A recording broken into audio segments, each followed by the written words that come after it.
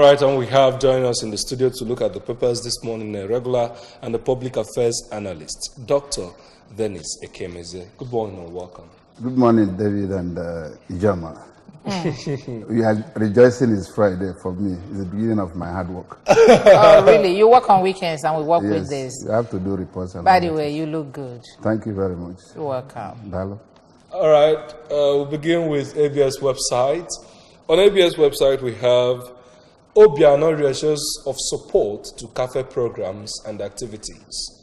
General elections, voters act to resist financial inducement. Anambra government initiates more interventions to promote literacy, reading culture. Dandara Mustafa is Anambra new CP. CP is Commissioner of Police. Dandara Mustafa is Anambra new Commissioner of Police. Remember, if you want to get details to this story, visit our website www.absradiotv.com for details and more stories and videos trending on the site. Okay, since we are counting days to the general elections, let's first of all see this one. The general elections, voters asked to resist financial inducement. Dr. Ekemeze, is this possible in this era of hunger? Stomach infrastructure. Well, it's very possible depending on the willing horse. If you take the horse to the street, then people should know that their vote is their power and their rights. And then any time you mortgage or you sell your vote, you have already mortgaged your future for the next 4 years. And then you will not have the audacity to request for any amenity from the candidate you've requested money for. So the important thing is that both everybody, the church, the civil society, the media, should always educate the people on the danger of selling your votes. And or even buying. Who educates the politicians on the danger of financial inducements? Of course, INEC is part of the INEC monitoring system that votes should not be sold. And then I had the Catholic Bishop of Oka the other day said that both selling and vote buying is a mortal sin.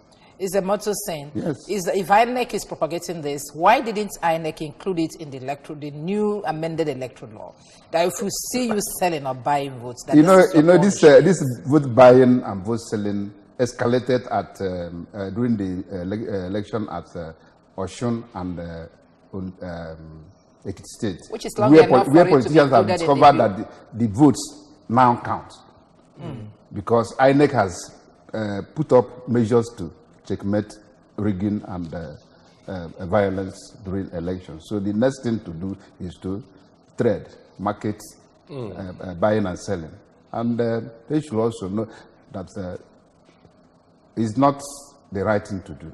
There's usually this argument that people should collect money but vote their conscience. Is it possible to collect money and still vote your conscience? Very, very possible. In fact, that's the balance of power. That's the best way to do it. That's if you are sure that those monies are not under cost or anything. Which cost? How did they get it? How did they get it?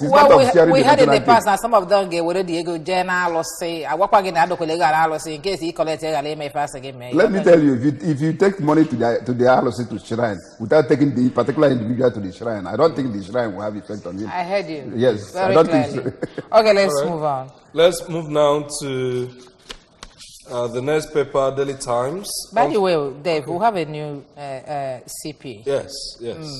That changed Idris. And is it every state of the nation that got a new VP? They have 12 new commissioners of police were appointed and sworn in, and Anambra State own is swapping. Because of this election, it's a normal thing during the election. Or that is a national thing. Did they swap all the 36 states of the Federation, their CPs? I think so, yes. Okay. I think so. But always remember that soldier comes, soldier goes. Barracks remain the same. All right.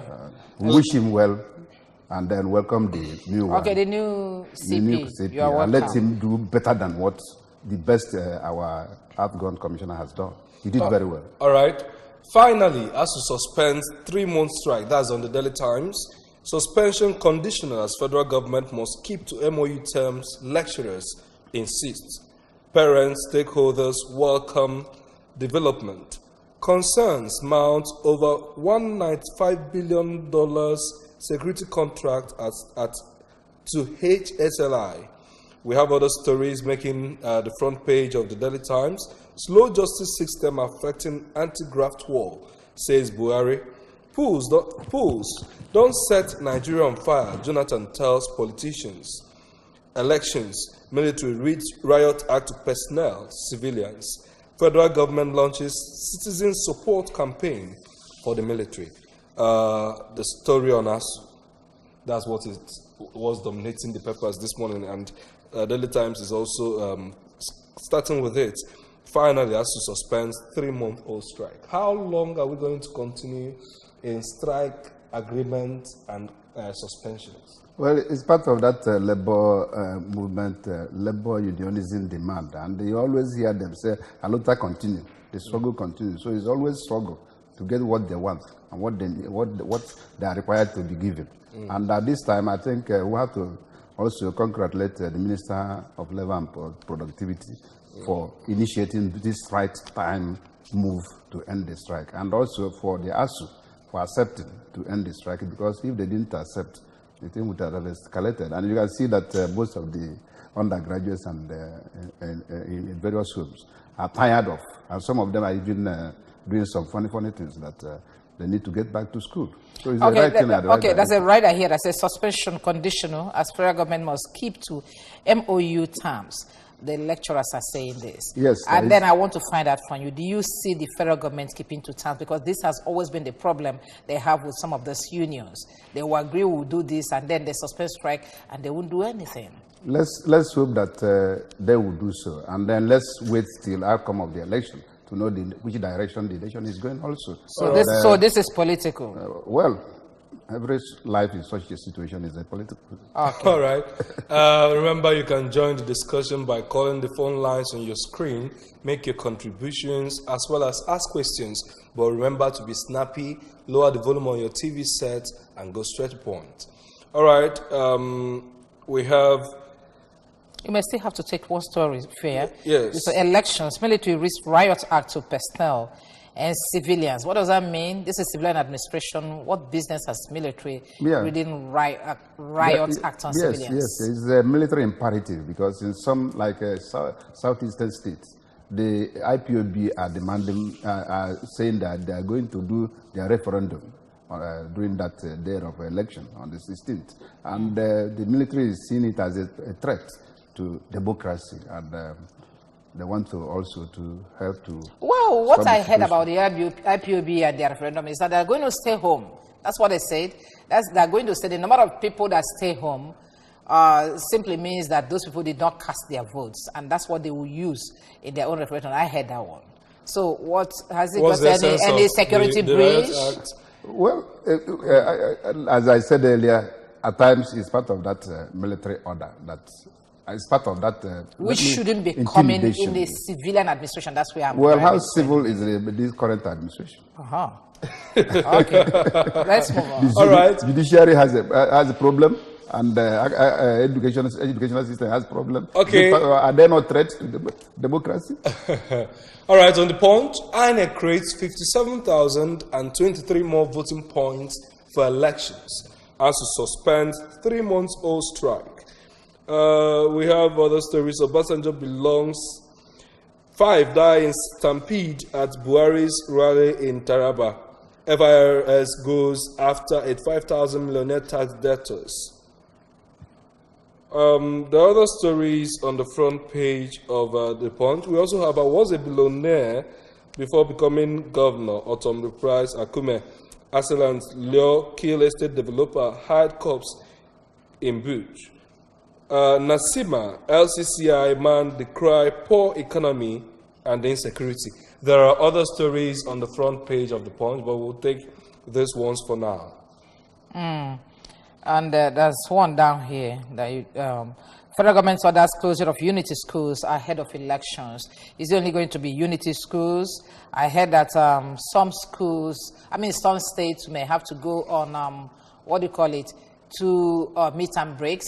They will go the first one before the presidential and the National Assembly election, and then they will go back to school, and then we'll also go back for another meet and break for the governorship and House of Assembly elections. Well, why not allow them to go home at a stretch? Because consider the transportation and the risk of going and coming back. That will be up to 2 weeks. 2 weeks. School. And you know, second term is usually. And it will affect the school calendar. Well, it will be part of that national sacrifice. Because if you consider the risk being taken by these young chaps going back and then coming back. Okay, I know the better board line there. I creates 57,023 more voting points for elections. And somebody was asking yesterday that he could not find his voter's card. He has gone to the local government, gone to his ward, and all the rest of things. I think this is another problem we're going to have during this election. Well, you know, at times some of them may missed in transit, and at times some of them will be replaced to another place. So I think that's voters' part of the problem. But with this new creation, I want to the creation after people have registered in their polling booths and in their wards, and with this new creation, is it not going to affect movement? The creation is for that particular election center, and then once there are more than 500 or so, then new ones will be created within that area. So if you go to INEC, you will still collect your voters' card. You know, some confusion about the voting points by some people is that they feel the voting points in a polling unit might be outside the vicinity. Normally, INEC creates polling booths at secondary school, public places. Now, some people are feeling that probably these new voting points will be outside that polling booth. No. It said polling points. Is that within the polling center? Polling center. Okay, before we move on, let's look at this very important question. Is that within the polling center? But collection of your voters card, PVC, is that you go to INEC and collect, and today is the last day. INEC is moving from ward to ward, distributing this. In some places. No, it's everywhere. That's what they told us when we had them here. When? I said when we had them here, INEC told us they are moving from ward to ward, distributing this ID card. So if you don't get your own, get to the local government or INEC office. That's what they said. And you must try to do it today. Because I can see the way you are flattering. Yes. Let's move I want to show them that I have my own. You have your own. I'm already ready. I'm ready for the election. Please, let's look at this on Noret's case. On Noret, AGF files 4 processes at industrial courts. It's still coming from the punch. Industrial courts? Yes, the industrial court, because as part of that, is a public servant and is a judiciary officer, and then... is it a labor matter? It's a labor-related issue. He is a public servant, and then a judiciary officer. And you see, if you don't catch him here, you catch him here. Okay. So they know what they're doing. All right. On the front page of The Nation, SAN quizzed over $30,000 in CJN on Noren's account.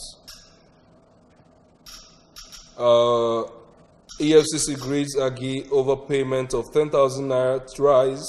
SAN is referee at account opening. I will complete Mambila hydropower project, says Buhari. So those are the stories that we have. Other stories also making the front page of The Nation newspaper. For more, you can pick the paper and then get the stories. I think we've reacted a bit to the story on The Nation. Let's now look at the Guardian newspaper. Have we seen this SAN quizzed over 30,000 in CJN dollars on Nugget's account? It's left for the police and the EFCC officials to go and investigate and make sure that the story is real. Because at times... All right, go on. At times, such allegations may not be true at times. That's why there's a need for proper investigation, because you are dealing with the reputation of a reputed Chief Judge of the Federation. All right, let's... move over now to the Guardian newspaper. On the front page of the Guardian, we have desperation to hold power fuels conflicts says Jonathan. Desperation to hold power fuels conflict, says Jonathan. Charges politicians to put national interest above self. Sawyer cautions against tarnishing image of judiciary. EFCC gets nod to arrest NIA ex-DG OK and wife. Money trail in politics of Nigerian Football Administration. Money trail in politics of Nigerian Football Administration. More knocks for El Rufai over threat to foreign pools observers. We also have, again, on the front page of The Guardian, ASU suspends strike. Let's look at the issues being raised by President Jonathan. We saw it in the other paper, though we didn't react. Desperation to hold power fuels conflict, says Jonathan. Yes. Some of these, our candidates and their followers, politicians, overheat the politics by the statement they make, and then at times by their war, what do they call it, the do or die battlefield during the election, and then also not conceding election defeats and others. I think Jonathan has more experience on that, and he should always be congratulated by the nation and commended for his effort, because he said it, the blood of a single Nigerian is worth more than his Yes, position. that comment by him in 2015 still remains urgently. But with what we're seeing in the polity today, different statements, I could remember, we still have in memory the statement made by El Rufai. We also remember the PDP national chairman, which is Secondos, threatening at the campaign ground that if elections were not conducted free and fair, that many things will happen, that the opposition will be calling for war. That's actually the words he used. How are we sure that February 16th or post-February 16th, when we must have heard the results, the lives of our brothers across the country will be safe and secure? Well, the police and the military have assured us that they are going to secure this nation. And you ask that question, why is the military giving threats or issuing their orders? It's part of that political, in sociology, what we call political intimidation, so that you'll be able to calm your opposition down and then be able to show them how combatant you are. And then part of it is that you are going now to work on their psychology. But even at that, we've seen assurances from police personnel, the police authorities and the military in other elections, like let me use 2011 elections for example, that we still saw huge massacre of people in northern Nigeria. The police will always give threats, but are they capable to of handling the situation? Or handling this situation when it escalates? Well, we don't pray for that, for such an escalation. But if you have watched the political terrain, you would have seen that after that 2011, that the situation has been improved. 2015, it was improved. And then Ekiti, Osun State. 2015, it was improved because of the sacrifices that and that's what we are. Jonathan made. That's what Jonathan is demanding, that they should borrow a reef from him and then they should emulate him. And that's what I'm saying also, to congratulate him for that packaging that seminar or lecture yesterday, so that you see is talking to the political elite that matters, because these are the people that at times cause the problem. And then the uninformed people at the grassroots will now implement. Okay, quickly before we go, more knocks for El Rufai over threat to foreign polls observers. I hope you're following the story. Well, when I see now okay, even presidents he has said it, and in some cases, let me remind you of... Even the presidency said that he said that in the national interest. Let me tell you, at times, if you watch the Northerners, the way at times they say their things, you can remember, if you remember the time of Wadanas, there are somebody who will come out and say something in place, in support of agenda they want to pursue. All but right. you can see... Let's take this one call. We've not been able to take any calls since we started. Just, hello, good morning. Hello. Good morning. Be snappy for 5 seconds. Let's hear you. Good morning. Sam from Huh? Sam from Oka. Okay, Sam, go straight to the point. Yeah. Remember that the police and the army were there when the Igbos were massacred in 1960. So please, what I'm telling people is not to come back after the election, they may go back to avoid the repeat of the numbers. What happened in 1960? All right. All right. Thank you very much. Thank you very much, Sam. Okay, Sam. Thank you. I think that's enough we will take on this segment. We've been able to look at the papers we have this morning, the stories trending. The story of House Strike remain one of the basic stories we saw across board, and elections as well.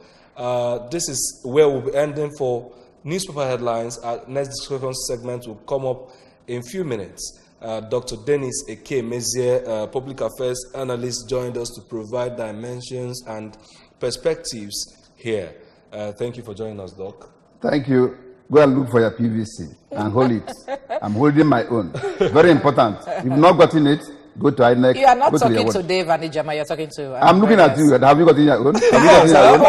Yes, bring it and show us. That's the thing. That's what I want to show you. All right. I have my own. All right, we'll do that by next week. I have mine already. All right, thank you for joining us. Stay with us as we look at more important issues in the politics.